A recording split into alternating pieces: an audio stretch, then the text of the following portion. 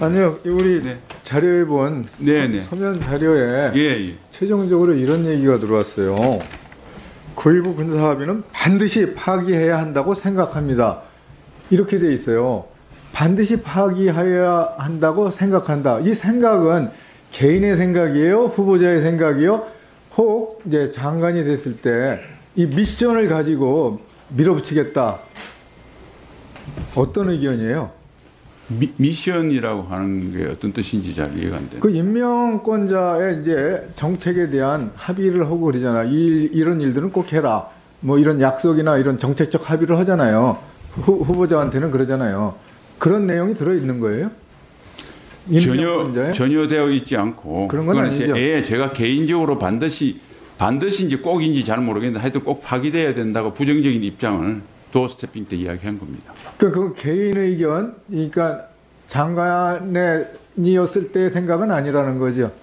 네, 그래서 국방부 단독 그리고 이제 제 단독 또는 국방부 단독으로 결정할 수 없다는 말씀을 그래서 드린 겁니다. 그렇죠. 네. 신중하다라는 그런 의견이죠. 그러니까 어떻게 생각하느냐 물어서 나는 파기돼야 되는데 국방부 단독으로 결정할 수 없다. 왜냐하면 통일부도 있고 사실은 반대하는 부처가 상당히 있는 거로 제가 알고 있거든요. 아니 이를테면은 이 9.19 군사 합의는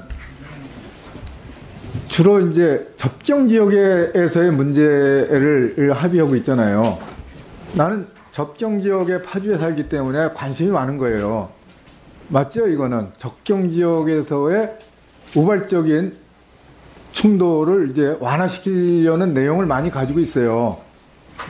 네. 보셨을 거 아니에요, 군사 협의에 대해서. 예. 그러니까 전체로 영향을 미치지만 접경지에 가장 큰 영향을 미칩니다. 여기에 보면은 이게 6조의 사항에 보면 이런 내용이 있어요.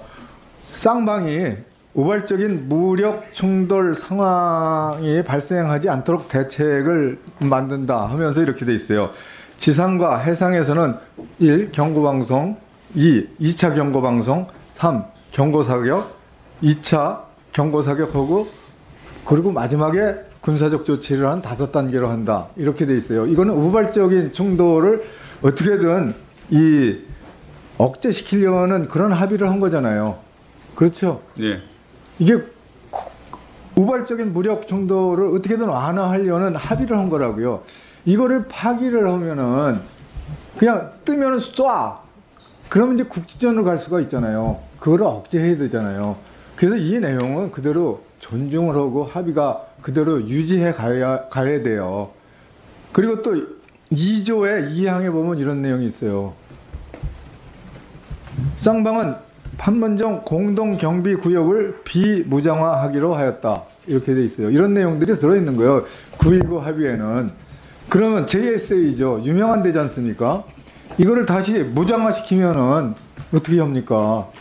여기는 JSA는 실제 전 세계에서 유명한 관광, 안보 관광으로 아주 좋은 지점이에요. 명소예요, 명소. 파주가 또 그런 것들을 통해서 먹고 살고 있어요.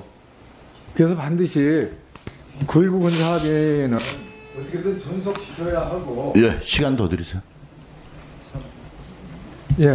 존속시켜야 한다라는 저는 의견과 그런 정책적 합의를 계속 같이 합의를 하자 그런 주장을 합니다. 어떻게 생각하세요? 그 접적 지역에 지역구를 가지신 특히 윤호덕 의원께서 많은 관심을 가진 것에 대해서는 제가 충분히 이해를 합니다. 그리고 저는 입장이 그렇습니다. 국방부 장관은 가장 우선적으로 고려해야 되는 것이 북한이 가장 나쁜 마음을 먹었을 때 우리 국민과 장병의 생명과 안전을 지키는 것이 가장 중요한 가치인데 9.19 합의는 그 가치에 대해서 굉장히 부정적이다라는 생각을 제가 늘 갖고 있습니다. 그래서 방금 말씀하신 구체적인 하나 둘까지는 또 어떤 것은 유지해야 될 게 있고 어떤 것은 개선해야 될 게 있지만 전반적으로 볼 때 저는 효력을 정지시키는 것이 우리 군사적 취약성을 줄이고 우리 군사 대비 세력을 강화한다는 생각을 갖고 있습니다. 그런데 말씀드린 바와 같이 이것은 국방부 장관의 입장만으로 결정되지 않을 사항일 수 있기 때문에 제가 노력은 하겠는데 뭐 다른 부처의 또 의견과 조율 과정이 또 있어야 될 것으로 이렇게 네. 생각을 합니다. 네. 네.